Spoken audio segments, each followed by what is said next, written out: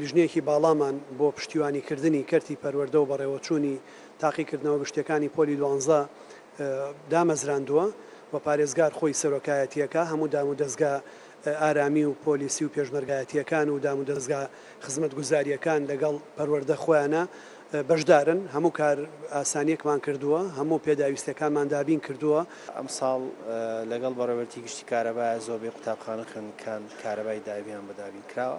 دووهەم ئەم ساڵ پرسیارەکان بەڕاستی گروپەکانی لەسەر نییە واتە قوتابی خوێندکارەوە یەکێ لە هۆکارەکانی جاریوە بۆ خەشەکرا. سێهەم پێش تاقیکردنەوەکان هێزەکانی ئاسایشی سلێمانی کۆمەڵێک وەسائیل و جلوبەرگ و کالە و سەعات و قەڵەم ومانیان گرتووەمە عەرز کرد بۆ هێزەکانی تر و ئێمەش ڕسمەکانیمان دابەزان بۆ هەموو قوتابیان و خوێندکاران لە پیجەکانمانە کە دوورکەونەوە لەمانە و ئەو باندانەشیان دەستگیر کرد و هەروەها کۆمەڵێک ژمارە یان ژمارەی نهێنی لەسەر پرسیارەکان هەیە. یەکەم ڕسمی خۆی پێ قوتابێکە ناوی چوارەکەی قوتابخانەکەی لەسرە.